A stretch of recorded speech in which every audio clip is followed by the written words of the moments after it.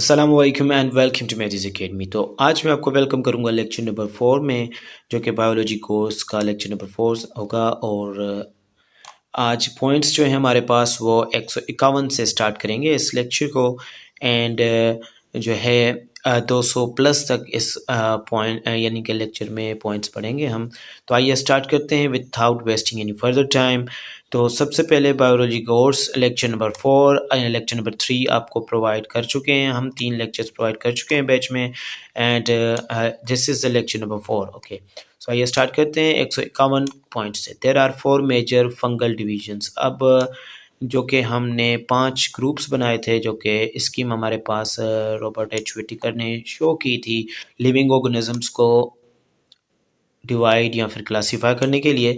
उसमें अब फंगस की बारी थी, जो कि फंगस में से हमारे पास और मज़ीद डिविजन्स हमारे पास निकलती हैं, जो कि हैं ज़ाइगोमाइकोटा, एस्कोमाइकोटा एंड बेसिडियोमाइकोटा एंड ड्यूरोमाइकोटा जो हैं इसके करेक्ट आंसर्स होंगे। दीज 4 में बी आस्क्ड, तो आप इनके नाम जो हैं याद कर लें। These are the fungal divisions. Okay, fungal divisions are distinguish by their sexual reproductive structures. अब फंगल डिवीजन को डिस्टिंग्विश यानी कि क्लासीफाई जो कर दिया गया है वो सेक्शुअल रिप्रोडक्टिव स्ट्रक्चर्स के तहत किया गया है। एंड 153 पॉइंट जो है वो है हमारे पास रॉबर्ट ब्राउन, जो कि एक इंग्लिश बॉटनिस्ट है। इसने क्या किया, discover the nucleus in the plant cell. Plant cell में सबसे पहले ऑर्गेनेली को, किसी ऑर्गेनेली को डिस्कवर करने वाले हमारे पास क्या थे, रॉबर्ट ब्राउन थे।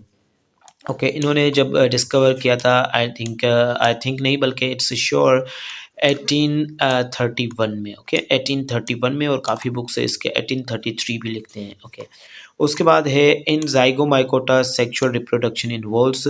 अब ज़ाइगोमाइकोटा माइकोटा, जैसे कि हम ऊपर भी पॉइंट नंबर 152 में पढ़ के आ चुके हैं कि रिप्रोडक्टिव स्ट्रक्चर के, सेक्सुअल रिप्रोडक्टिव स्ट्रक्चर के तहत इन्हें डिवाइड कर दिया गया है। तो ज़ाइगोमाइकोटा में क्या होगा कि सेक्सुअल रिप्रोडक्शन में फ्यूजन ऑफ गेमेटिंजिया यानी कि गेमेट्स, फ्यूजन ऑफ गेमेट्स जो है वो इन्वॉल्व होगी विथ मैनी न्यूक्लियाई। ओके, और एस्कोमाइकोटा में नेम्ड फॉर देयर कैरेक्टरिस्टिक्स। ठीक है, एस्कोमाइकोटा को क्या किया है, उनकी कैरेक्टरिस्टिक्स रिप्रोडक्टिव स्ट्रक्चर की एकस, ठीक है, एस्कस जिसको हम बोलते हैं, ठीक है, उसके तहत इनको एस्कोमाइकोटा जो है वो नाम दिया गया, एस्कोमाइकोटा। ओके, एंड ये एस्कस की वजह से, और ये जो इनका क्या है रिप्रोडक्टिव स्ट्रक्चर है उसकी वजह से इसको नाम दिया गया है। Basidiomycota are named by their characteristics. इनको भी अपनी कैरेक्टरिस्टिक्स यानी कि खसूसियात के हिसाब से नाम दिया है सेक्सुअल रिप्रोडक्शन में के हिसाब से। अब ये इसका इनका स्ट्रक्चर जो है वो बेसिडियम है, इसीलिए इनको बेसिडियोमाइकोटा कहा जाता है। और फंजाई इम्परफेक्टाई, ठीक है, फक्टाई जो हैं एस्कोमाइकोट से, एस्कोमाइकोटा से बिलोंग करती हैं, हैव लॉस्ट देयर एबिलिटी, और इनमें एबिलिटी ये गंवा चुकी होती हैं कि सेक्सुअली रिप्रोडक्शन करने की, with no observed sexual reproductive states. ठीक है, जब ये अपनी सेक्सुअल रिप्रोडक्टिव एबिलिटी लूज कर दें तो उनको फंजाई इम्परफेक्टाई कहा जाएगा। ओके, उसके बाद है थियोडर शिवान। ठीक है, ये जर्मन बॉटनिस्ट थे। इन्होंने प्लांट और एनिमल्स का यानी कि tissues are composed of cells, तो ये किसने बताया था कि प्लांट और एनिमल्स दोनों सेल से मिलके बने हुए हैं, इनके टिश्यूज सेल से मिलके बने हैं, इनके ऑर्गन सेल से मिलके बने हैं।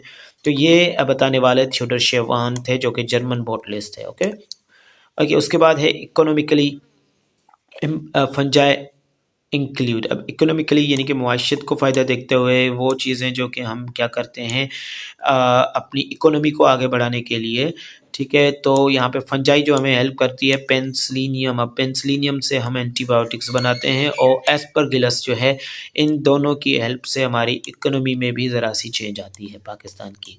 ओके, इन 1855 अब रोडोल्फ विर्चो थे जिन्होंने थर्ड पे पॉइंट जो है ऐड की थी हमारे सेल थ्योरी में, हमारी सेल थ्योरी में। इसने प्रपोज किया है कि all living cell arise from preexisting cell. This was the third point, या फिर आप पोस्टुलेट भी कह सकते हैं, that were added into the cell theory. Okay, and plants are defined. Plants को हम डिफाइन कर सकते हैं मल्टी सेलुलर यूकैरियोट्स होते हैं। ये मल्टी सेलुलर ज़्यादा सेल्स से मिलकर बनते हैं, और ये यूकैरियोट्स होते हैं, और इनके पास फोटोसिंथेटिक ऑटोट्रॉफ्स हैं ये। फोटोसिंथेसिस, यानी कि फोटोसिंथेसिस के तहत ये अपना खाना बनाएंगे और ये ऑटोट्रॉफ्स हैं। और इनके पास with the zygote developing into an embryo, इनका जाइगोट जो होगा एक एम्ब्रियो में डेवलप होगा। तो ये इनकी कैरेक्टरिस्टिक्स हैं प्लांट्स की। अब ब्रायोफाइट्स प्लांट्स के टाइप्स हैं। Bryophytes, the gametophyte is dominant generation, इनमें गेमेटोफाइट की जनरेशन जो कि टू जर्मिनेशन मीन्स के होती हैं जनरेशंस। तो यहाँ पे इनमें गेमेटोफाइट्स जनरेशन डोमिनेंट होगी, किसमें? ब्रायोफाइट्स प्लांट्स हैं इन देयर लाइफ साइकिल, उनकी लाइफ साइकिल में।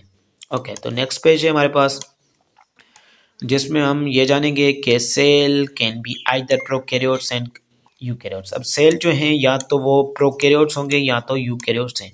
प्रोकैरियोट्स में न्यूक्लियस जो होता है वो विजिबल नहीं होता। कुछ इस तरह से सेल बना लें, इनका genetic material single DNA RNA molecule पे मुश्तमिल होता है और विजिबल न्यूक्लियस नहीं होगा। और यहाँ पे यूकैरियोट्स के पास विजिबल होता है न्यूक्लियस। तो इसीलिए प्रोकैरियोट्स एंड यूकैरियोट्स में ये सेल को दो तरह से आप डिवाइड कर सकते हैं। ओके, तो let's move to the next point. Nucleus is largest organelle. Nucleus क्या है? लार्जेस्ट ऑर्गेनल है in cell and contains all cell genetic information. अब ये लार्जेस्ट सेल ऑर्गन है हमारी बॉडी में, सेल्स में, और ऑर्गेनलीज मुख्तलिफ हैं, दूसरे भी हैं, लेकिन लार्जेस्ट जो होगा वो न्यूक्लियस होगा। और इसमें जेनेटिक इन्फॉर्मेशन क्या होती है?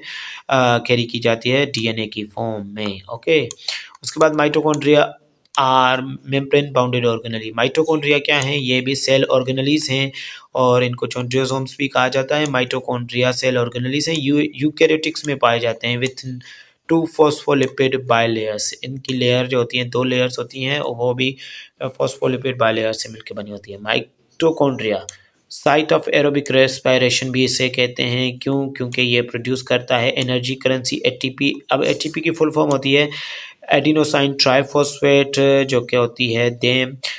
इसीलिए इनको powerhouse of the cell भी कहा जाता है, क्योंकि ये एनर्जी करेंसी और पावर देती है। एनएरोबिक रेस्पायरेशन की साइट ऑफ एनएरोबिक रेस्पायरेशन है और प्रोड्यूस करती है एटीपी, जो कि एडिनोसाइन ट्राइफॉस्फेट, और तभी इसको जो है powerhouse of the cell कहा गया। उसके बाद है गोल्जी बडी। गोल्जी बडी को डिस्कवर करने वाले कैमिलियो गोल्जी थे। कैमिलियो गोल्जी थे, ये एक इटालियन फिजिशियन थे। ओके, लाइसोसोम्स की बात है तो lysosomes formed by the Golgi body. Lysosomes को गोल्जी बडी फॉर्म करता है और इनमें डाइजेस्टिव एंजाइम्स भी पाए जाते हैं, जो कि सेल को कभी कभी खुद यानी कि डाइजेस्ट कर सकते हैं। इसीलिए इनको सुसाइड सेल्स भी कहा जाता है। ओके, सुसाइड पार्ट या फिर सुसाइड सेल्स। ओके, या सुसाइड ऑर्गेनलीज।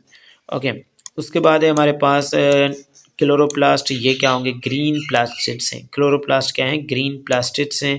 ये प्लांट्स और एल्जाई में मिलते हैं, प्लांट्स और एल्जाई में मिलेंगे। उसके बाद क्रोमोप्लास्ट है, ये कंटेन करता है रेड, ऑरेंज और येलो पिगमेंट्स। इसमें कलर होते हैं red, orange and yellow pigments आएंगे।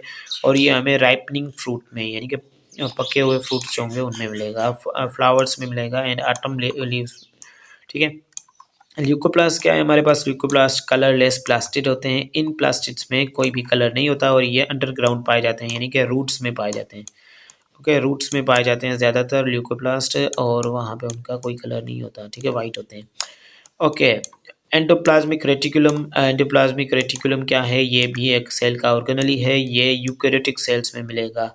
ठीक है, यूकैरियोटिक सेल्स में ये न्यूक्लियस के करीब या फिर साइटोप्लाज्म में मिलेगा। एंडोप्लाज्मिक रेटिकुलम के दो टाइप्स होते हैं, एक रफ एंडोप्लाज्मिक रेटिकुलम होता है, दूसरा स्मूथ एंडोप्लाज्मिक रेटिकुलम। अब रफ एंडोप्लाज्मिक रेटिकुलम का काम जो होता है वो राइबोसोम्स ऑन इट्स सरफेस, इसके सरफेस पे राइबोसोम्स होंगे जो कि इसका स्ट्रक्चर रफ बना देंगे और रफ अपीयरेंस यहाँ पे हमें दिखाई देगी, तो इसलिए इसको रफ एंडोप्लाज्मिक रेटिकुलम कहेंगे। और दूसरा है स्मूथ एंडोप्लाज्मिक रेटिकुलम, जिस पे कोई भी राइबोसोम्स मौजूद नहीं होंगे, इसीलिए उनको मीन्स के उसमें जो स्ट्रक्चर उसका हमें देखने में आता है वो स्मूथ देखने में आएगा। ओके, उसके बाद है राइबोसोम्स। राइबोसोम्स क्या हैं? Are made up of RNA and protein. Ribosomes RNA और प्रोटीन के साथ मिलके बनते हैं। ये लोकेटेड इन द साइटोप्लाज्म, ये या तो साइटोप्लाज्म में लोकेट होंगे या तो ये न्यूक्लियस में भी मिलते हैं। And are the site of protein synthesize. अब यहाँ पे प्रोटीन बनती है, प्रोटीन फैक्ट्री भी राइबोसोम्स को कहा जाता है। ठीक है, प्रोटीन को एक नाम दिया जाता है जो कि है प्रोटीन फैक्ट्री। उसके साथ साथ मूव करेंगे नेक्स्ट स्लाइड पे। नेक्स्ट हमारे पास पेज पे जो कि कुछ है इस तरह से कि सिंगर एंड निकल्सन, यहाँ पे दो साइंटिस्ट हैं, निकल्सन और सिंगर। इन्होंने फ्लूइड मोजाइक मॉडल यानी कि सेल मेम्ब्रेन के मॉडल को, सेल मेम्ब्रेन की फंक्शनिंग को और स्ट्रक्चर को अंडरस्टैंड करने के लिए इन्होंने एक मॉडल पेश किया था। 1972 में इन्होंने डिस्क्राइब किया cell membrane as a phospholipid matrix और glycoprotein floating within it. और उसमें इन्होंने कहा कि ग्लाइकोप्रोटीन फ्लोट कर रही है और एक मैट्रिक्स है फॉस्फोलिपिड का, जिसका मींस के इस मॉडल को नाम दिया गया था फ्लूइड मोजाइक मॉडल। और इस मॉडल से पहले काफ़ी और सारे मॉडल साइंटिस्ट ने, बायोलॉजिस्ट ने पेश किए थे, लेकिन वैलिड जो माना जाता है वो इस मॉडल को माना जाता है। ठीक है, जैसा कि सैंडविच मॉडल भी पेश किया गया था, लेकिन अभी जो हम वैलिड मान रहे हैं वो 1972 में पेश किया गया था, जो कि सिंगर और निकल्सन ने पेश किया था, जिसको हम fluid mosaic model of cell membrane कहते हैं। साइटोप्लाज्म क्या होता है? तो ये एक जेली लाइक सब्सटेंस होता है।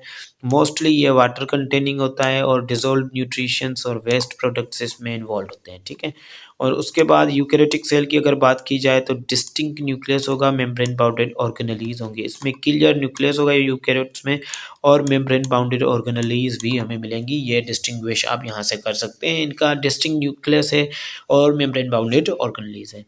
उसके अलावा हम नेक्स्ट पॉइंट पे आएंगे, जो कि है both plant and animals are eukaryotes. अब प्लांट्स और एनिमल्स क्या हैं? यूकैरियोटिक सेल्स हैं, तो इनको both plants and animals are eukaryotic. DNA which carries heredity information. DNA क्या करता है? हेरिडिटी इंफॉर्मेशन का कैरी करता है, passed from parent cell to the daughter cells. ये कहाँ से पास होंगी? Parent cells to the daughter cells during the cell division, तब यह सेल डिवीजन का प्रोसेस होगा। उसके बाद है हेट्रोजेमी। हेट्रोजेमी क्या है? ब्रायोफाइट्स और हमारे पास तो involves producing to different type of gametes. अब ब्रायोफाइट्स में क्या होता है कि दो डिफरेंट गैमेट्स प्रोड्यूस होते हैं, वन मेल एंड जो कि मोटाइल होता है एंड फीमेल नॉन मोटाइल होगा विथ स्टोर्ड फूड, उसको हेट्रोजेमी यानी कि एक दूसरे की जेमिट्स एक दूसरे से क्या हैं? अलग हैं, हेट्रो हैं, चेंज्ड हैं। अब लाइकोप्सीडा हमारे पास ये क्या है? Middle of the Devonian period. ये डेवोनियन पीरियड में लाइकोप्सीडा जो है अब तकरीबन हमारे पास about 10 million years after first Psilopsida से ये प्लांट्स हैं। ठीक है, Lycopsida first appeared in the middle of the Devonian period 10 million years पहले, किससे? सिलोप्सीडा से। स्पाइनोप्सीडा क्या है? First appeared late in the Devonian period. ये लेट डेवोनियन पीरियड में क्या हो गए? अपीयर हुए थे, became major land flora during the carboniferous period. अब कार्बोनिफेरस पीरियड जो है मीन्स के कार्बन और कॉल का पीरियड, तो ये 300 मिलियन ईयर्स पहले आई थिंक ये इक्वेस्ट्रियम है, ओनली लिविंग जेनस है यहाँ पे उन पुराने प्लांट्स में से। अभी यह हमारे पास Equisetum is the only living genus. Okay, ferns क्या है? Ferns are thought to have evolved from Psilopsida. Ferns को जो कि हम क्या हैं कि मानते हैं कि यह सिलोप्सीडा से इवोल्व हुआ है और first appearing in the Devonian period, और पहले ये डेवोनियन पीरियड में क्या हो गए थे? अपीयर हुए थे। एंड बिकमिंग सिग्निफिकेंट ये कब बने? नुमाया कब बने? कार्बोनिफेरस पीरियड में। और उसके बाद है हमारे पास नेक्स्ट पीरियड और the decline less severely compare to the इनकी डिक्लाइन जो है सिलोप्सीडा, लाइकोप्सीडा एंड साइनोप्सीडा से कंपेयर की जाती है। और उसके बाद किंगडम एनिमेलिया की अगर हम बात करें तो ये क्या है? यूकैरियोट्स हैं, मल्टी सेलुलर हेटरोट्रोफ्स हैं, usually produce sexually and are often motile. ये क्या होते हैं? ऑफन मोटाइल होते हैं एनिमल्स। ठीक है, एनिमेलिया। अब एनिमेलिया किंगडम में से मोस्ट डाइवर्स ग्रुप हमारे पास जो इन टर्म्स ऑफ स्पीशीज आता है वो microscopic to very large animals हमारे पास आ जाते हैं। ठीक है, animals vary from simplest to most complex organism. ये एनिमल्स सिंपल भी होते हैं और मोस्ट कॉम्प्लेक्स मीन्स के एनिमल्स भी हमें देखने को मिल सकते हैं, जो कि टोटल ऑर्गेनिजम्स की स्पीशीज़ की अगर बात की जाए तो वो 1.5 मिलियन स्पीशीज़ अभी तक डिस्कवर हो चुकी हैं। क्लोरोप्लास्ट डबल मेम्ब्रेन ऑर्गेनली है और ये जेल लाइक सब्सटेंस कॉल्ड, इसमें क्लोरोप्लास्ट में अंदर जेल लाइक सब्सटेंस होगा क्लोरोप्लास्ट में, जिसको स्ट्रोमा बोला जाता है। ठीक है, inside which contain enzyme for photosynthesis. अब इस स्ट्रोमा में एंजाइम्स होते हैं फोटोसिंथेसिस के लिए। जाइलम टिश्यू इसका काम होता है transport of water and dissolved substance. अब डिजोल्व्ड सब्सटेंस और वाटर को ट्रांसपोर्ट करना किसका काम होगा, वो इसका काम होता है जाइलम का। ये from roots aerial parts to the plant, ठीक है। उसके बाद है हमारे पास the term chromosomes. Term chromosome किसने इंट्रोड्यूस करवाया था, ये जर्मन एम्ब्रियोलॉजिस्ट था वाल्टर बीकेनॉन। इन्होंने 1882 को ये ट्रम मुतारिफ करवाया था। लव्स क्रोमोसोम के बारे में सबसे पहले बताया था, जो कि जर्मन एम्ब्रियोलॉजिस्ट है, डेवलपमेंटल बायोलॉजिस्ट भी कह सकते हैं, Walter Flemming. Sorry, Walter Flemming बीकेनॉन नहीं है यहाँ पे, वाल्टर फ्लेमिंग जो है 1882 में इन्होंने ये ट्रम क्रोमोसोम मुतारिफ करवाया था। उसके बाद है हमारे पास chromosomes are thread like structures. ये क्या है, थ्रेड लाइक स्ट्रक्चर्स हैं जो कि क्रोमेटिन से बन के मिलके बनते हैं। विजिबल ड्यूरिंग सेल डिवीजन, ये सेल डिवीजन के दौरान विजिबल होते हैं। And contain heredity units called jeans, और इसमें हेरिडिटी यूनिट्स होते हैं जिनको जीन कहा जाता है। एंड उसके बाद chromosomes are composed of DNA, ये composed of DNA histone protein से ये मिलके बने होते हैं। Appearing as rods during cell division. अब क्रोमोसोम्स क्या होते हैं, composed of DNA and histone protein, और इनकी अपीयरेंस रोड लाइक होगी सेल डिवीजन के दौरान।